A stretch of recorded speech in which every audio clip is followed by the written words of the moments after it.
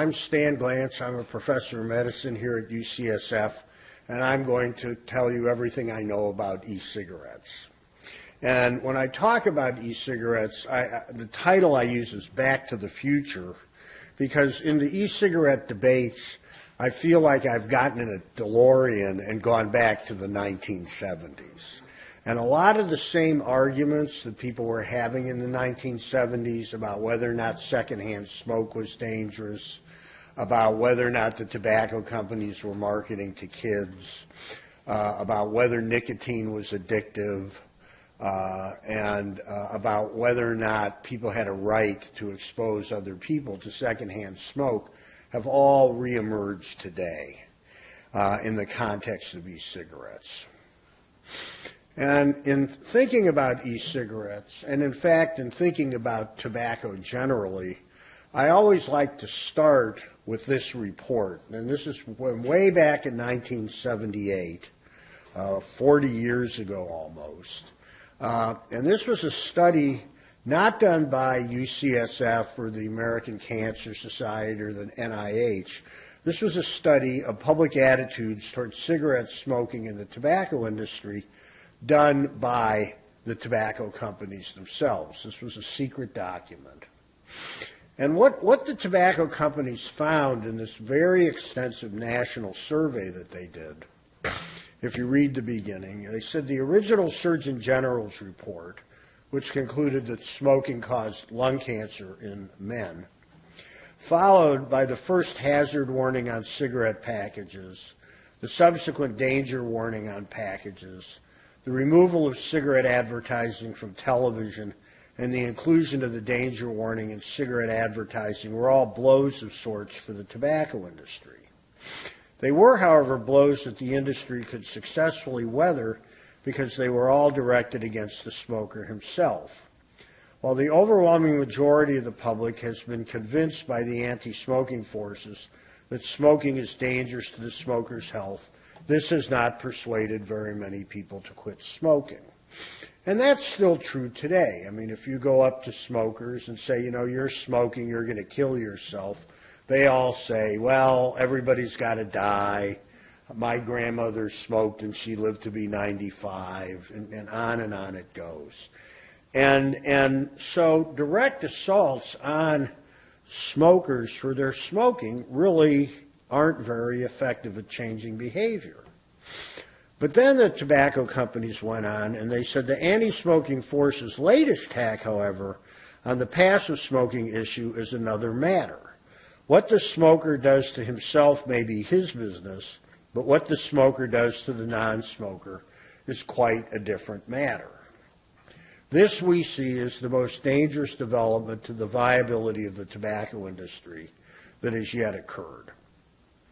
Now you have to ask yourself, why was the emergence of the passive smoking issue the most dangerous development to the viability of the tobacco industry that has yet occurred? The first evidence linking secondhand smoke with lung cancer didn't appear until 1981, 3 years later. Heart disease about 1985, sudden infant death around 1989 or 1990, breast cancer about 1995. So this was well before most of the science on the dangers of passive smoking had occurred.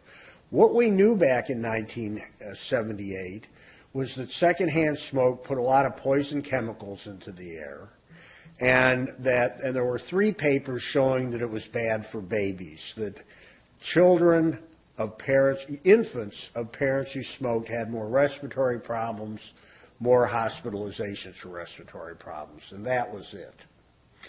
So why was this so dangerous to the tobacco companies? And to understand that, you need to think about how do the tobacco companies get kids to start smoking and keep people smoking through their marketing. And one of the things that always confused me when I looked at cigarette marketing is that the tobacco companies use all kinds of conflicting messages to sell their cigarettes. Smoke to be masculine, smoke to be feminine, smoke to be part of the crowd, smoke to be a loner, smoke to be dainty, smoke to be grungy. It just goes on and on and on. And if you step back and ask yourself, what do all of these messages have in common?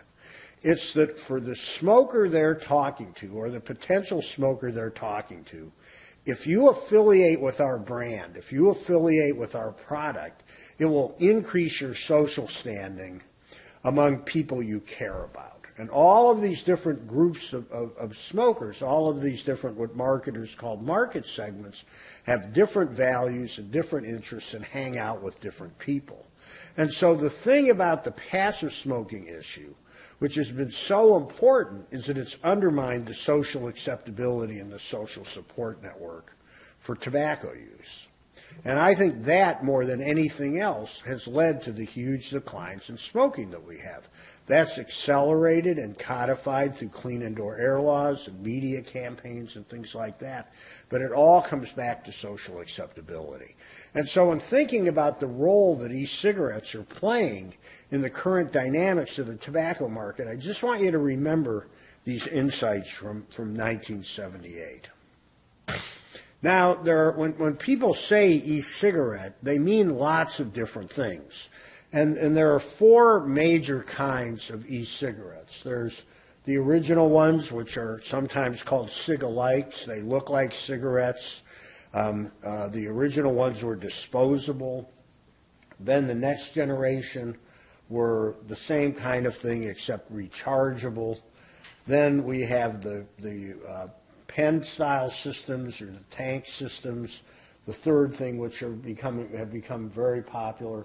And then at the bottom there are what are called mods. These are kind of do-it-yourself e-cigarettes where you go and buy the different components and assemble them to get the kind of voltage you want, the kind of intensity of vapor generation, and so on. And so how do they work? I mean, what are the key elements of an e-cigarette? And this diagram here shows you the key elements of all the e-cigarettes. They have a battery where that heats up a heater, which is in here, that is wrapped around a wick, and the e-liquid, which is a mixture usually of propylene glycol or glycerol, nicotine, and other flavorants, then the wick is heated up and it generates an aerosol of ultrafine particles that the person inhales through the end of it. And that aerosol of ultrafine particles carries the nicotine deep into their lungs, where it's rapidly absorbed into the blood, goes from the lungs to your left heart to your brain within a few seconds, and you get a big nicotine hit. And it's that hit which helps make cigarettes so addictive. The difference between an e-cigarette and a conventional cigarette is how the aerosol is generated.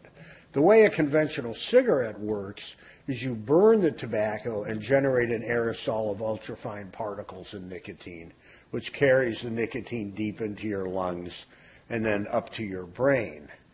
The advantage of an e-cigarette over a conventional cigarette is, rather than burning the tobacco, and in the act of burning the tobacco, you generate a lot of toxins, carcinogens, industrial solvents, and other things that cause a lot of disease. Whereas the e-cigarette, by simply heating the liquid, avoids the combustion process. Now, that doesn't mean that the e-cigarettes are harmless. You often hear that they are advertised as being harmless water vapor, which drives my toxicology friends nuts, because there actually isn't water in e-cigarettes. It's propylene glycol or glycerol, and when you heat that up, among other things, you get formaldehyde and other aldehydes. But you do get a much lower carcinogenic load. But that's not the only bad thing in cigarettes, as I'll show you. Those particles and the aldehydes and other chemicals also have effects. Now, the conventional wisdom around e-cigarettes among the people who are enthusiasts for e-cigarettes is that they're a disruptive technology that was developed in China around 2005, 2007 to compete with conventional cigarettes. And the e-cigarettes are coming into the market to drive out cigarettes and therefore undermine the big multinational tobacco companies.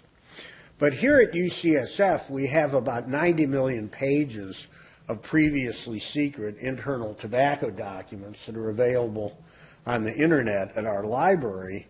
And if you go in there and search around for e-cigarette related things, among other things, you find documents from the Philip Morris Tobacco Company. This is one from 1992. And you find that the Philip Morris was actually developing the technology that we now see in modern e-cigarettes beginning in about 1990. And by 1995 or so, it was pretty much fully developed. Now, why are they doing it? If we go into this 1992 document, you can see exactly what Philip Morris had in mind. They're talking about products of this type, and they're talking about nicotine replacement therapy, by and large, pose a threat to Philip Morris. They make it easier for smokers to quit, and smokers who quit are a major loss of sales of our products. And so we lose more customers to quitting than we do to competitive brands. And so what we'd like them to do is we'd like to give them an alternative nicotine delivery system that will let them stay with our brands. In other words, they don't want to lose smokers to quitting. They want to provide an alternative way of delivering tobacco to keep them Philip Morris customers. And these are between 1990 and 2009 examples of the development of e-cigarette technology, namely taking a wick with propylene glycol and nicotine in it surrounded by a heater to generate an aerosol. So Philip Morris actually had the technology of modern e-cigarettes developed, in the mid to late 1990s.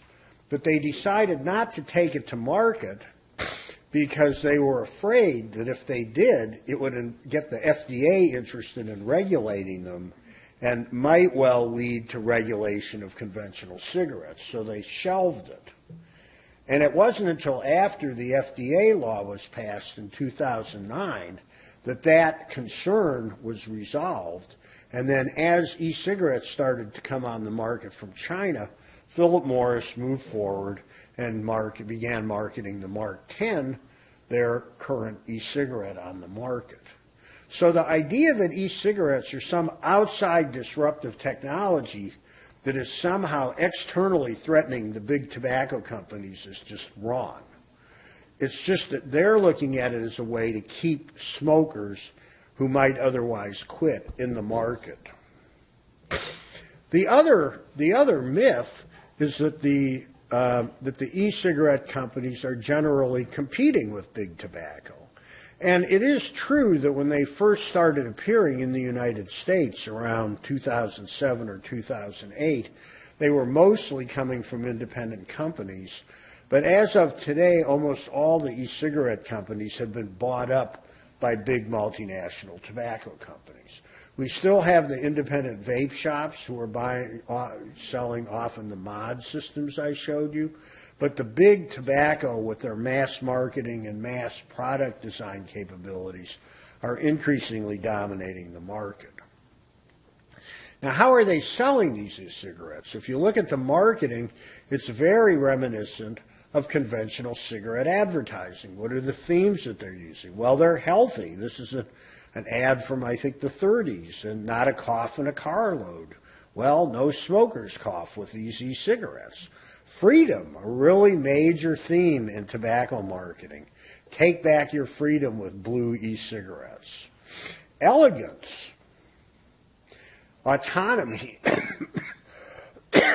for women particularly, and doctors, using doctors to endorse them. You know, doctors saying smoke cool cigarettes, 4,000 less chemicals in the e-cigarettes. Another important marketing theme is that you can get around smoke-free laws with e-cigarettes, that you can use them in places that you can't smoke. And this is a very strong motivating factor because it can create a way to get your recreational nicotine by inhalation in places where cigarette smoking is banned. If you just go back and read that Philip Morris document that I showed you earlier, they talk about that too. Now here in California, that's not a valid claim anymore. San Francisco, LA, several major cities passed laws integrating e-cigarettes into the local clean indoor air laws, and last summer the California legislature made it statewide. So in California you can't use e-cigarettes anywhere that you can't smoke. So this is a false advertising claim today, at least in California and several hundred other places around the country. They're in the movies, just like the tobacco companies have used the movies to sell cigarettes for a long, long time, going back to the 20s. The e-cigarette companies are openly doing product placement in movies. And then they are, of course, using sex to sell tobacco products. These are Playboy e-cigarettes. For a while, up until she became too controversial because of her anti-vaccine position, Jennifer McCarthy, who was Playmate of the Year in 1994, was the blue e-cigarette spokesmodel. And then there was this ad in Sports Illustrated about a year ago. I actually got a call from NPR asking me what I thought of this ad. And what do you say about this on the radio? You know, and Debbie Elliott, who is the reporter who did the story and who I've done several stories with, called me up and said, "Have you seen this ad?" And I said, "Well, yeah." And she said, "Well, what do you think of it?" So I said, like, well, or then I came up with some soundbite. So the next day the story runs and she says, "Stan GLANTZ is not known for being at a loss for words." And then she had me on there with a gerba. So she called me up and said she hoped I wasn't offended. But it was a good story, actually. I actually sent this out on my blog and said, because e-cigarettes are viewed by some as harm reduction and a smoking cessation tool. So I put this on my blog and I said an innovative ad to promote tobacco harm reduction. Sent it out and I got an email back from a friend of mine who's a pediatrician who very earnestly said, "I don't think you understand, Stan, this ad is about sex." And to which I wrote back, "It was a joke, Jim." And he was duly embarrassed. Other things they do that are very clever, as the cigarette companies do, is they put them in convenience stores next to the candy, down nice and low, where kids can get them. And I think one of the sneakiest things is they put them in some stores next to the pharmaceuticals and the home and drugs. And I mean, what more clever way is there to say this is a medicine, this is good for you, than to putting it, you know, in the store next to the Advil? So that's how they're marketing them. They're on television, they're on radio, and if you look at the youth use over time, it's just tracked the increase in amount of television marketing. Now, what about how bad they are? What are their health effects? And as I said, the big benefit of e-cigarettes compared to conventional cigarettes is that you don't burn the tobacco, so you get many fewer carcinogens. And this is one of the typical studies that's been done comparing e-cigarettes to conventional cigarettes, done by Maciej Ganowitz, who was actually a fellow here some years ago, very, very good chemist. And if you look, you can see that a whole bunch of chemicals, most of these are all carcinogens. If you look at 15 puffs of an e-cigarette, which people were thinking might be equivalent to one cigarette, and look at the range of these various toxic chemicals, you can see that most of them are much lower than the exposures that you get from a conventional cigarette.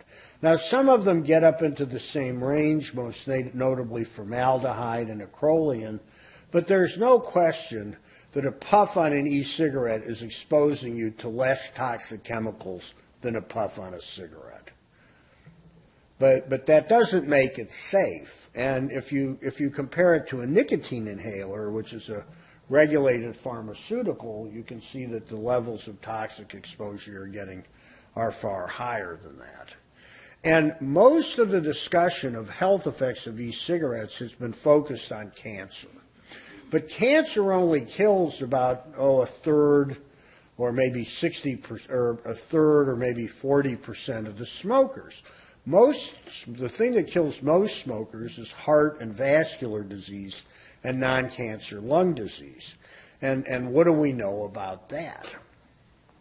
Well, as I mentioned, the way e-cigarettes work is by heating up the e-liquid in order to generate an aerosol of ultrafine particles. And the top graph there is a map of particle size on the horizontal axis versus the number of particles, and that's for two different e-cigarettes.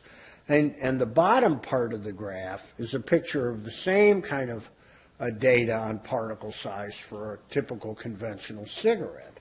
And what you can see is that the e-cigarettes generate as much or more ultrafine particles than a conventional cigarette does. And if anything, they're a little bit smaller, which makes them more dangerous. And these are very, very small particles. These particles are maybe a 50th or 100th the size of a human hair. They're so small they can go right through the lining of the lungs into blood, right from blood into cells.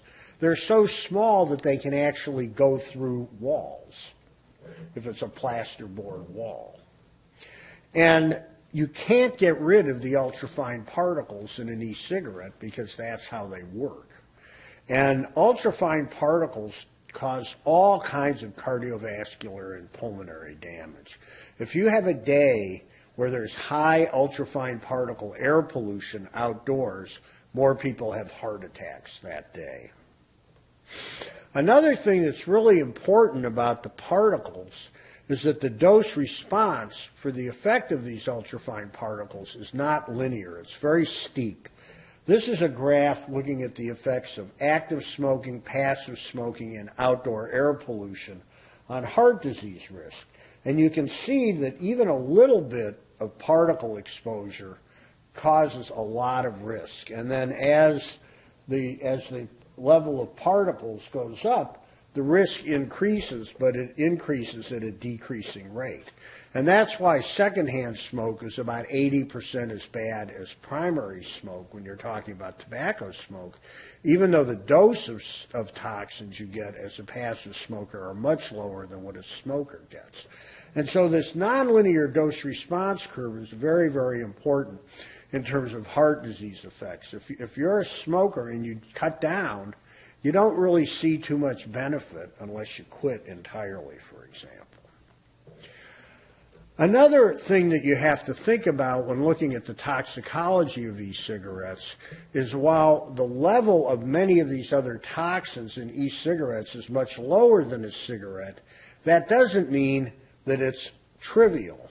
And this is a chart looking at formaldehyde and different levels of concentration of formaldehyde with what's known about the biological effects. This is the so-called no observed effect level. That is, levels of formaldehyde below that have not been shown to have any biological effects. That is, you go up, you get eye irritation, odor, there's an odor threshold, effects on memory, effects on the heart and heart rate, oxidative stress. And the three dark red bars are levels of formaldehyde measured in three different brands of e-cigarettes. So the levels, while lower than a conventional cigarette, are still high enough to be having adverse health effects. This is the same chart for acrolein. And you can see, again, that while the levels of acrolein you get in e-cigarettes are below conventional cigarettes, they're still high enough to cause measurable measurable health effects. And these are the kind of health effects which are used by agencies like the California Environmental Protection Agency in risk assessments to set exposure levels that are acceptable in outdoor air. And finally, there's nicotine, and you often hear from e-cigarette enthusiasts that, well, it's the nicotine that it isn't the nicotine that kills people, it's all the other bad stuff in the cigarettes. The nicotine just keeps them smoking. And that's an idea that was popularized by a guy named Michael Russell in England back in the 70s. And back in the 70s, that was what most people thought. People hadn't really identified much in the way of direct adverse effects of nicotine back then. And you hear that quoted all the time, even today. But in fact, while nicotine isn't the most dangerous thing in cigarettes, it has a lot of direct adverse effects in terms of effects on autonomic function, effects on different aspects of the cardiovascular system. And there's some evidence that having an increased level of what's called sympathetic tone, the kind of your unconscious nervous system, over a long period of time, that's related to the development of heart disease. So the nicotine is not harmless. Well, all of this would lead you to expect that exposure to e-cigarettes would have big immediate effects on blood vessels, because one of the big ways that smoking causes heart disease is by interfering with something called the vascular endothelium. The endothelium is a one-cell thick lining of your arteries, and it's very, very important for maintaining healthy arteries. It acts like a Teflon coating that protects the underlying artery from fat getting into it and building up an atherosclerotic lesion. But also the endothelium is very important in regulating blood flow. You're all sitting here right now. You don't need a lot of blood flowing out to your muscles and the rest of your body. Your arteries are small to keep your blood pressure up, and the blood is moving relatively slowly. When you get up and walk out of here, the blood that's pulled in your legs will get squashed up into your circulation, up into your heart. Your heart will pump it out, and blood flow will speed up. And that blood speeding up will create friction against the lining of the arteries, and that friction causes the endothelium to release nitric oxide. The nitric oxide then causes the arteries to dilate, to get bigger. And this happens within seconds. So the regulation of nitric oxide and vascular function is very, very important for the minute-to-minute, second-to-second maintenance of your cardiovascular system.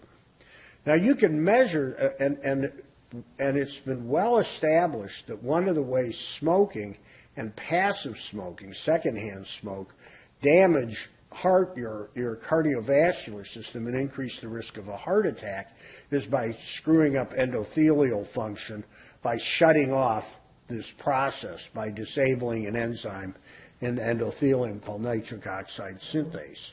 And so you can actually measure this in people or animals. And the way they often do it in people is you put a blood pressure cuff on somebody, stop the flow of blood down into their arm for a little while. Then when you release it, you get what's called a reactive hyperemia. The muscle down here is starved for oxygen. It screams out, I want oxygen. The blood comes rushing in, and the arteries dilate. And then you can measure how much bigger the arteries get using an echo. And so that measure of how much bigger the arteries get when you have this increase in demand is called flow-mediated dilation. The blood flow is going up, and it causes the arteries to dilate. And this is a paper that was published earlier in 2016, where they took non-smokers and they had them smoke a tobacco cigarette or an e-cigarette. And what you can see is before they smoked them, these people had about 7 or 8% flow-mediated dilation. After smoking an e-cigarette or a tobacco cigarette, the amount of flow-mediated dilation was cut by about 40%, right away. In the further slide, that's looking at smokers. You can see that the smokers have less flow-mediated dilation capability than the non-smokers do. That's a measure of the chronic damage that's been done to them by the smoking. But for them, when they smoke a cigarette or smoke an e-cigarette, they get a further immediate drop in flow-mediated dilation. And that's probably being driven by those ultrafine particles. This is looking at a bunch of other intermediaries, measures of inflammatory function, measures of antioxidant function, all of which are tied up into the mechanisms for these changes. And I'm not going to go through all the individual changes, but they're all going in the direction of supporting the drop in vascular function, and that all happens almost immediately. Another paper was just recently published with another measure of damage to the endothelium, and that is when you damage the lining of the arteries, when you actually tear up the endothelial cells, they slough off and you can detect them in blood, and they then send out a signal in your body calling for a repair system to come and fix the tears in the endothelium. Now, these tears are very bad because they open up little areas where fat can get underneath the lining of the artery and build up an atherosclerotic plaque. But the cells which are summoned to repair it are called endothelial progenitor cells, EPCs. And you can see in this study they had people, healthy, normal adults, smoke 10 puffs on an e-cigarette.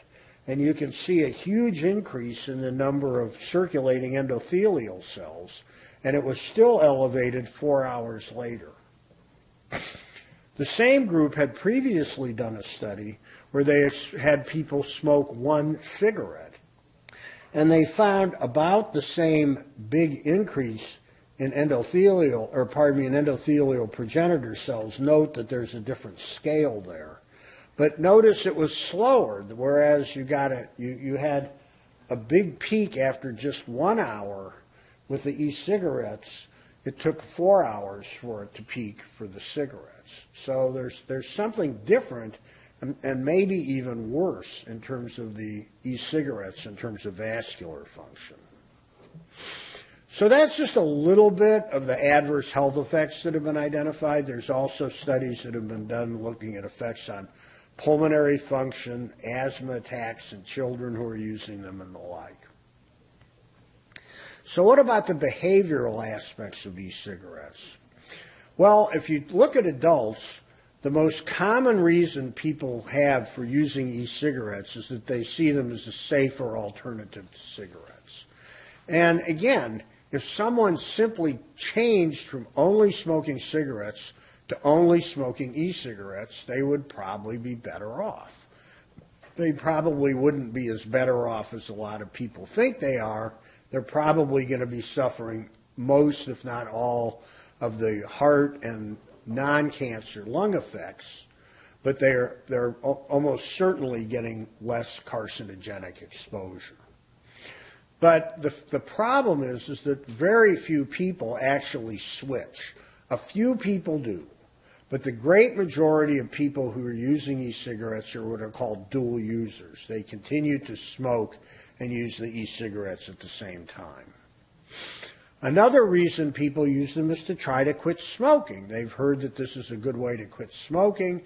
It seems reasonable. It's behaviorally similar to using a cigarette, and maybe it'll help them get off the cigarettes. I'll show you some data on that in a minute.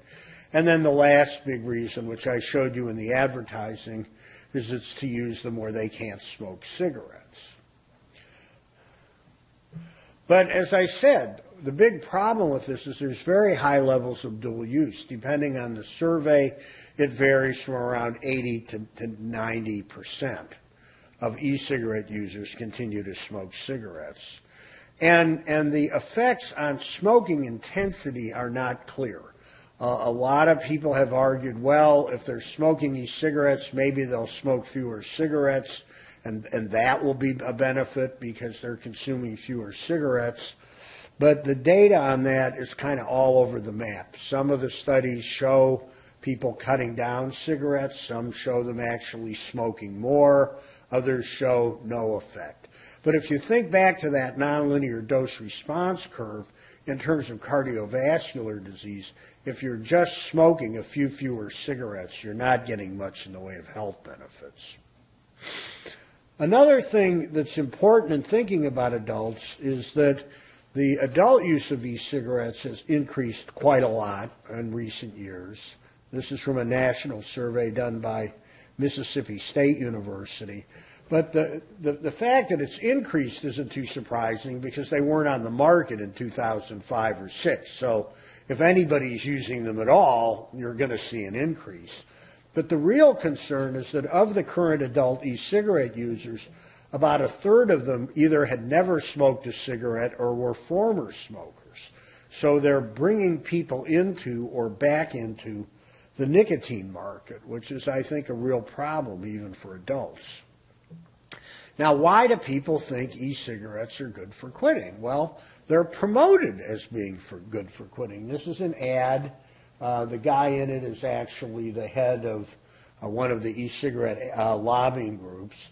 And it's saying, I'm a 27-year-old smoker, and I've quit smoking for nearly 3 years thanks to vapor products and candy flavors. Now, why candy flavors?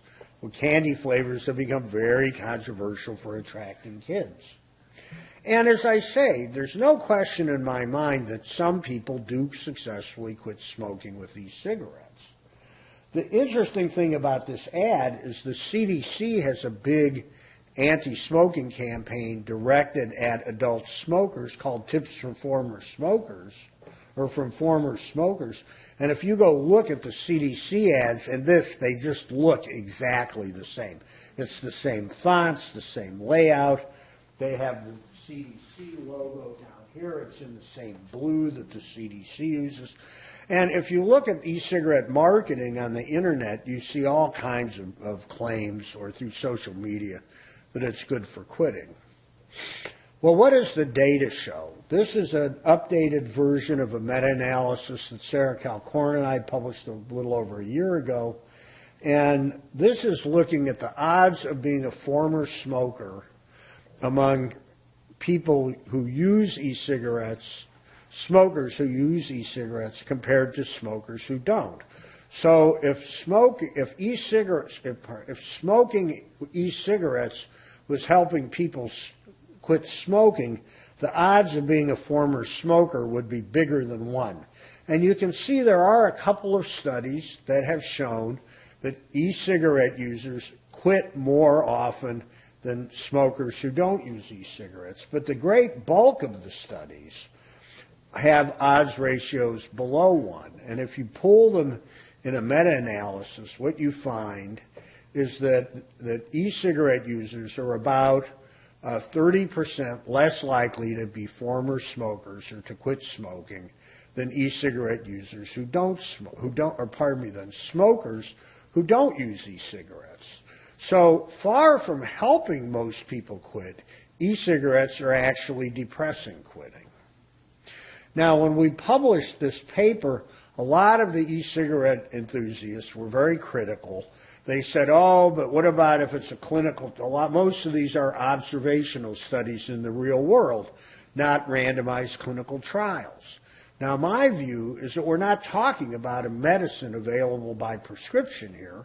We're talking about a mass-marketed consumer product. And so I actually think that the population studies are the most meaningful.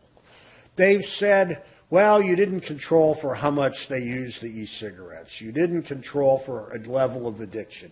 You didn't control for whether they were mentally ill or not. You didn't control for how addicted they were. But in fact, in the paper, we looked at all of the different things that people had used to try to explain away these findings, whether it's all smokers or just smokers interested in quitting, whether it was a real world or a clinical trial, whether it was a longitudinal or cross-sectional study, whether the control group was all smokers not using e-cigarettes or people using nicotine replacement. whether or not you took into account mental illness, whether or not you controlled for level of nicotine dependence, the type of e-cigarette that was used, whether or not they biochemically verified smoking status, and how e-cigarette use was defined. Are you letting somebody who just uses it once in a while, or maybe even only a couple of times into the study, or are you requiring regular use? And this is a sensitivity analysis that showed that none of those things mattered, that the results of these studies are really quite independent of these methodological details, which I think gives you a lot more confidence in the overall conclusion that for most people, on average, e-cigarettes depress quitting.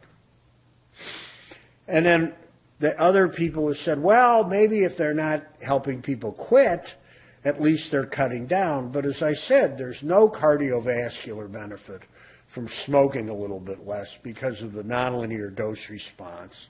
There may be some cancer benefit because there's more evidence of a linear dose response, at least at low levels of exposure. But there is new data in cancer epidemiology that's suggesting that how long you're exposed is as important, or is an equal, not equal, but a contributor as well as how heavily you're exposed. And if that turns out to be the case, that's going to reduce the value of cutting down conventional cigarettes. And the other thing is that I don't think that cutting down cigarettes is an appropriate measure of success in a smoking cessation trial. If you were a drug company and you went to the FDA and said, I have a drug, a cessation drug that actually doesn't help people quit smoking, that may even keep them smoking, but they're smoking a little bit less, they would laugh you out of the room. But as I said, the data on whether they actually help people cut down is very, very mixed. So what about kids? And you saw the e-cigarette advocate, saying, I used candy-flavored e-cigarettes to quit. And the reason he did is because there's a huge amount of controversy about candy-flavored e-cigarettes attracting kids. And the Centers for Disease Control and others have reported huge increases in e-cigarette use, doubling or tripling every year for the last several years. Now, there's a new study that was just released by the Monitoring the Future data collection at the University of Michigan that just came out that actually has showed e-cigarette use is starting to drop. Now, among kids. Now, whether that's a fluke or real, we don't know. And it may be that the educational efforts that some states are doing are starting to impact e-cigarette use by kids. But certainly between 2006-07 when they came on the market and at least through 2014 or 2015, e-cigarette use was still continuing to increase rapidly. Now the e-cigarette enthusiasts say, well, that's bothersome, but it's actually a good thing because they're doing it instead of smoking cigarettes. And so, it's a harm reduction strategy, and if the kids are using e-cigarettes instead of conventional cigarettes, that's a step forward. So Lauren Dutra and I got the data and looked at what was happening. This is the National Youth Tobacco Survey data collected by the CDC going from 2004 through 2014. The kind of intermediate gray bars are cigarette use, and you can see that cigarette use was going down pretty much linearly. E-cigarettes came on the market around 2007, 8, 9, right in there. The CDC started asking about them in the 2011 survey, and you can see the black bar there. Those are the kids who are dual users. They're smoking cigarettes and e-cigarettes at the same time. And so what you can see has happened is that the number of kids who are just smoking cigarettes has gone down. But if you add in the dual users, that is the kids who are using cigarettes and e-cigarettes, through 2014, we just pretty much were continuing on a steady downward trend.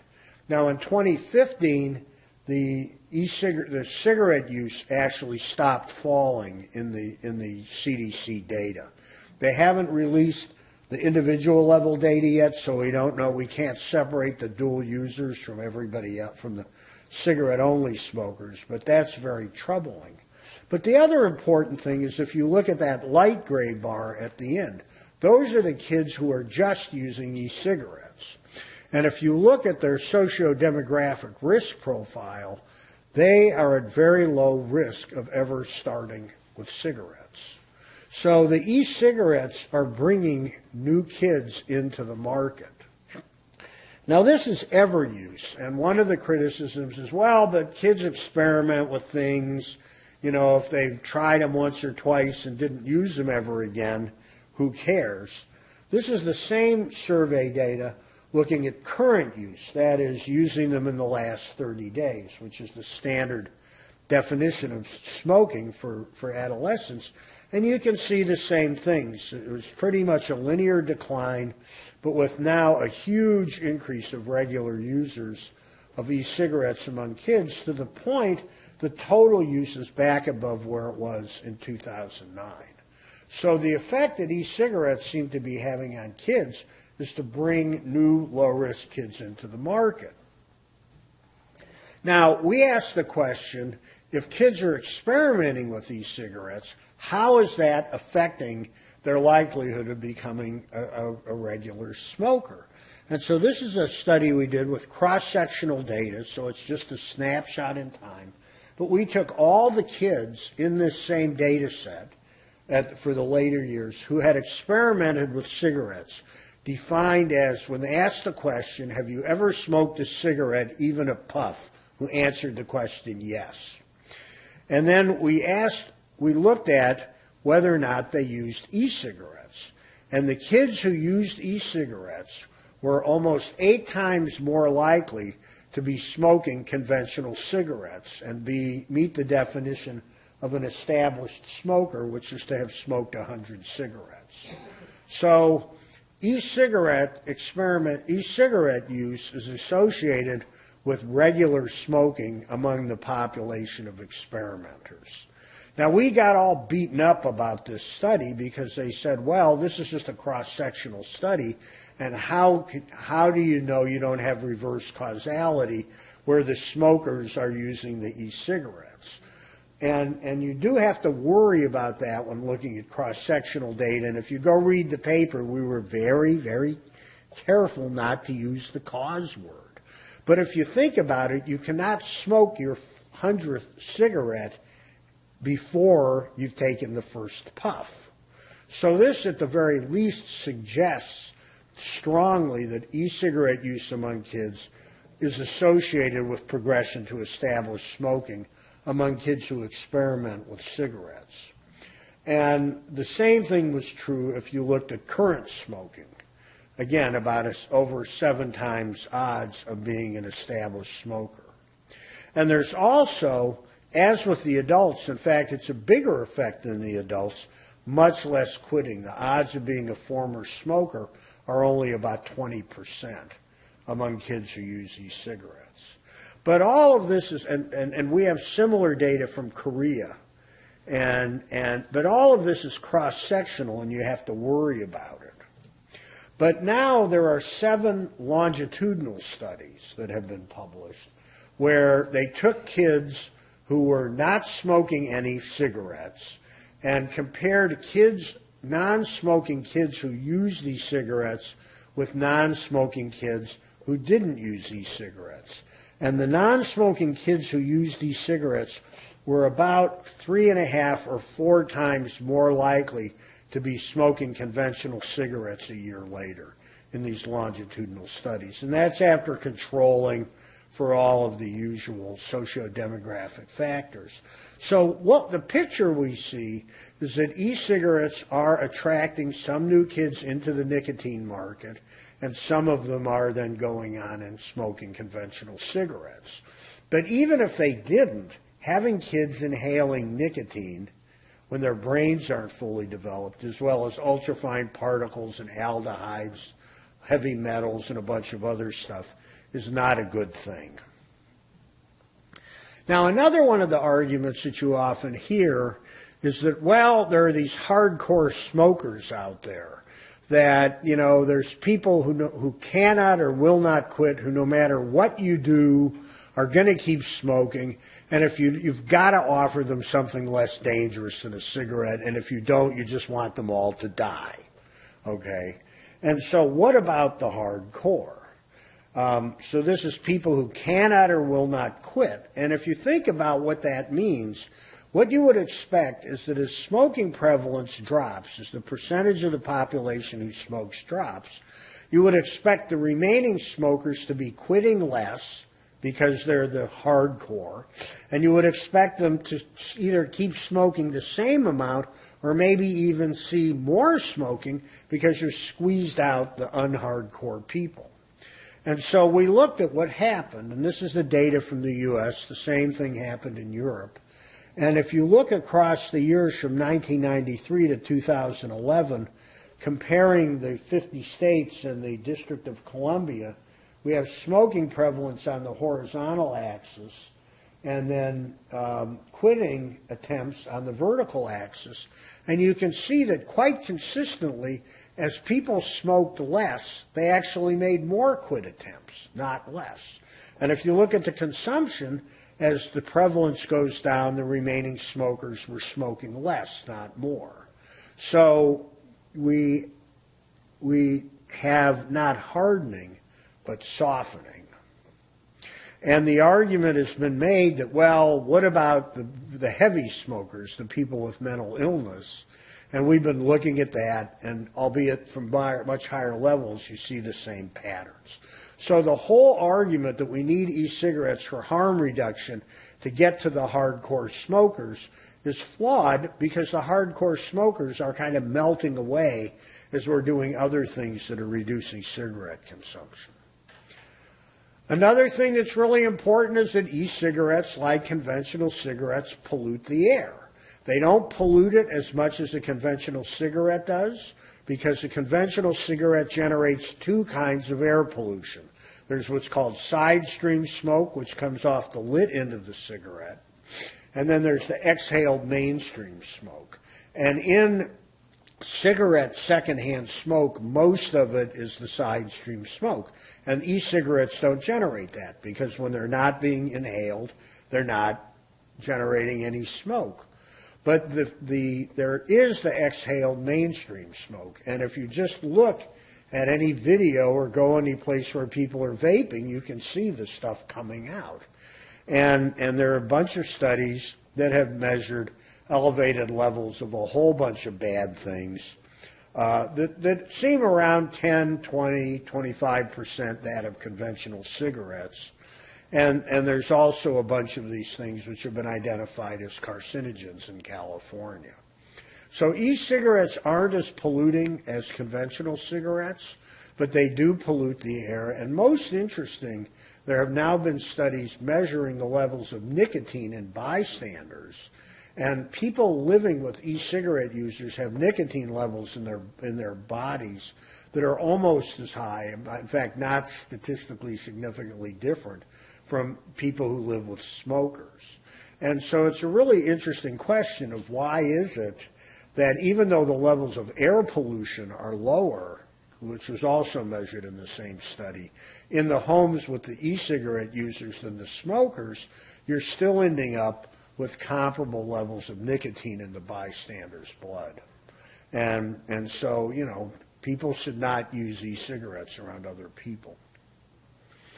Now, there's still a huge amount of arguing over the net population impact of e-cigarettes being in the marketplace. And so we tried to do some mathematical modeling to assess, like, what's going to happen.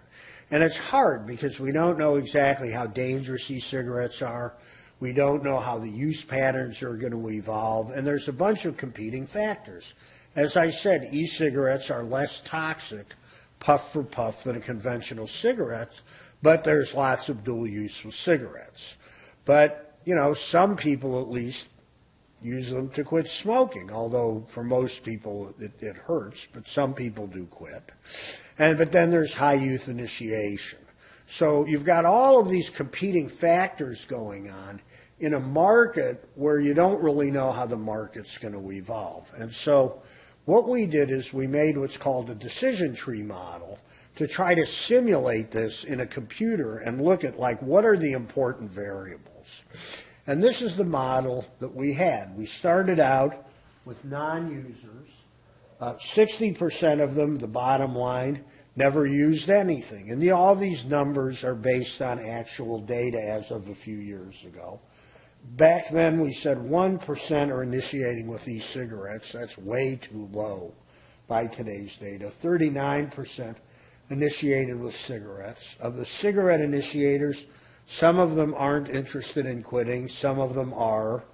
The ones who are interested in quitting might try it in different ways with different levels of success. And then at the far side, you end up with the outcomes, each of which has a health cost associated with it.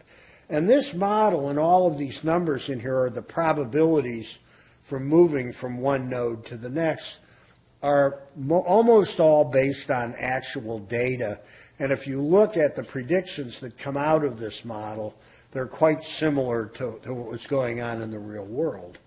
And then what we did was we messed with three sets of numbers in the model, with the initiation patterns, with how e-cigarettes affected interest in quitting, and then how they affected how people tried to quit. And we looked at several different scenarios depending on how the market evolved and put uncertainty into all of these estimates, doing something called a Monte Carlo simulation. And so these are the results that we found.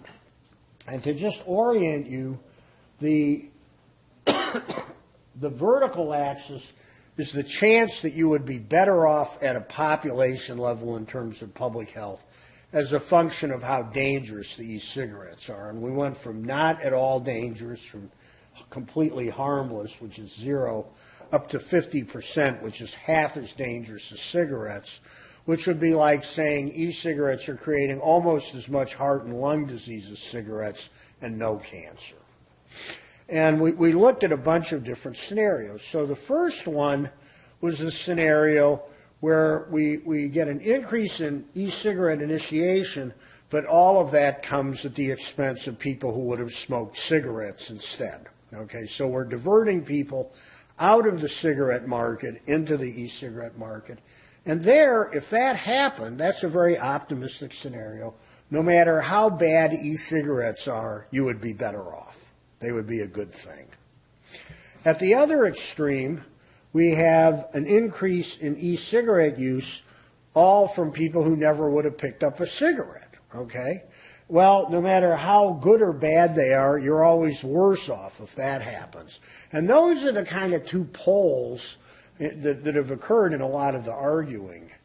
Then we have one where you have e-cigarettes actually promoting interest in people trying to quit, and actually in this model we assumed that they actually help people quit, because that was before we had a lot of the earlier data I showed you.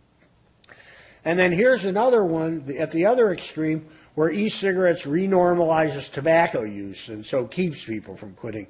So these are the extreme scenarios that everybody's been arguing about. But what we did is we said, well, what would happen if what the stock market analysts think happened? And so this would be where you had a 5-fold increase in e-cigarette initiation with some effect coming from the smoker, people who would have smoked cigarettes, but you also have some effect in decreasing quitting. And then what you find is as long as e-cigarettes aren't too dangerous, as long as they're less than about a quarter as bad as cigarettes, you'd actually end up being better off if that's how the market developed.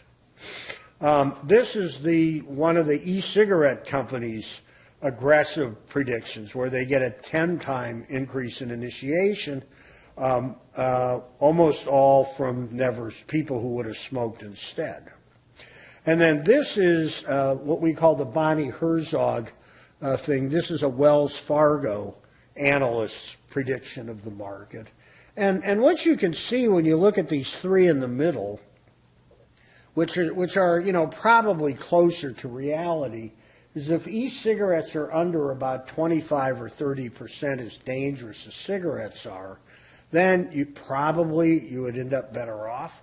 But if they're more than that, you're going to be worse off. And for the data I showed you on cardiac effects, other data on pulmonary effects, I would be very surprised if e-cigarettes are less than a third as dangerous as cigarettes.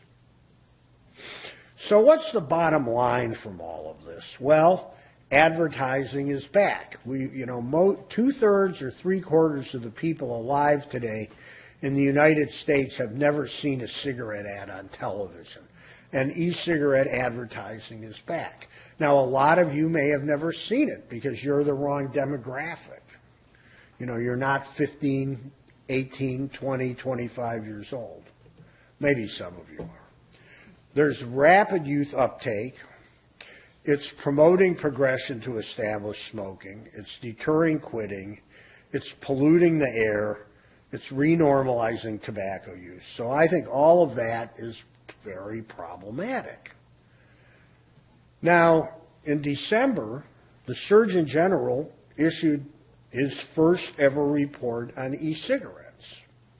And what did the Surgeon General say? And I was a little bit involved in this report. I've been a little bit involved and sometimes heavily involved in earlier Surgeon General's reports. And this is the most conservative, cautious, peer-reviewed of the peers reviewing the peer-reviewed peers. The big problem, in my view, with Surgeon General's reports is it's almost impossible to convince them of anything. But what were the conclusions? Well, it's now e-cigarettes have become the most commonly used tobacco product among young people. Use is strongly associated with other tobacco product use. Use of products containing nicotine is bad for kids, pregnant women, and fetuses. And using e-cigarettes and other products containing nicotine for youth is unsafe. And the e-cigarette aerosol is not harmless water vapor. So these are the conclusions in the report, worded a little more less verbosely.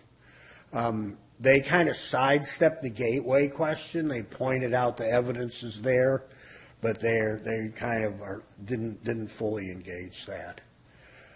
They went on and they said that the e-cigarettes are marketed in a wide variety of flavors that are and media approaches that have been shown to work for cigarettes, and that action needs to be taken at all political levels to deal with it. So what did they recommend? They recommended, continuing to try to regulate e-cigarettes at the federal level to protect public health. That's basically suggesting the FDA do something.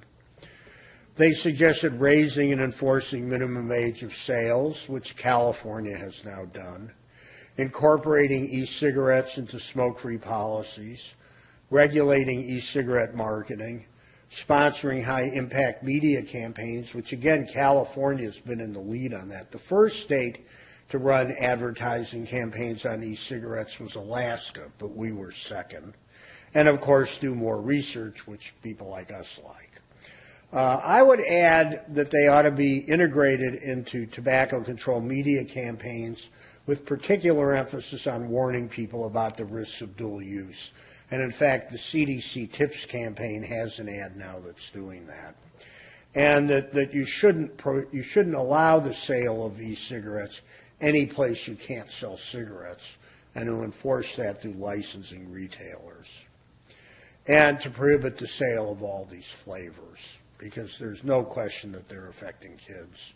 And then to tax e-cigarettes. And again, this is a place where California has been very progressive. Proposition 56, the tobacco tax that passed in the November 2016 election, says e-cigarettes are to be taxed like conventional cigarettes. Now, what that means in practical terms is not totally clear how to do it, but the principle is very important. And I think another very important thing that the FDA needs to do is to prohibit direct or indirect claims that they help people quit smoking until there's actual evidence that they help most people who use them quit smoking. So if you're a clinician, what should you tell smokers? Clinicians are asked all the time about e-cigarettes. Well, the first thing is to support quit attempts. If a smoker comes to you and says, I'm trying to quit smoking and I'm using an e-cigarette, you don't want to say, that's stupid, go back to smoking your cigarette. You don't want to say that. So you should first of all say, it's good that you're trying to quit smoking. But you need to tell people that for most people, e-cigarettes actually make it harder to quit smoking, that there are FDA-approved products out there that, if they're combined with counseling, work quite well.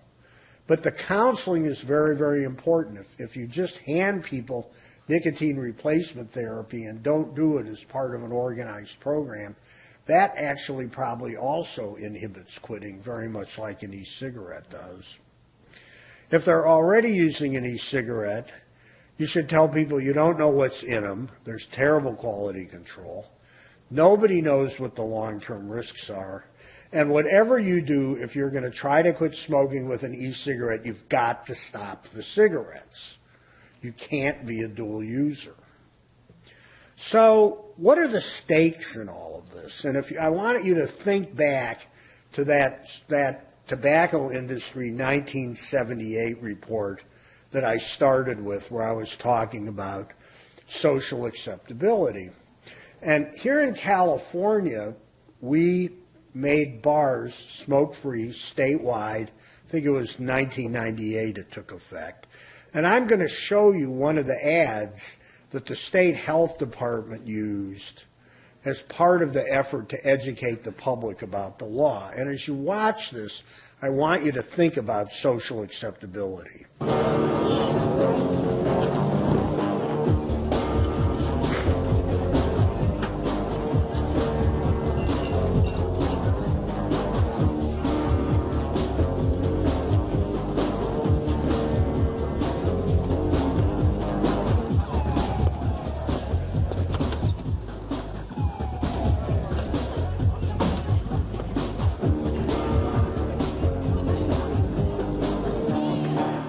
Okay, so I used to finish my talks with that, okay, but then this happened. To the land of the free, to the pursuit of happiness, to independence, to freedom of choice, to equality. There was a time when no one was offended by it. That time has come again. Fin, electronic cigarettes, rewrite the rules. Okay, and then this happened. The aromatic annual called tobacco.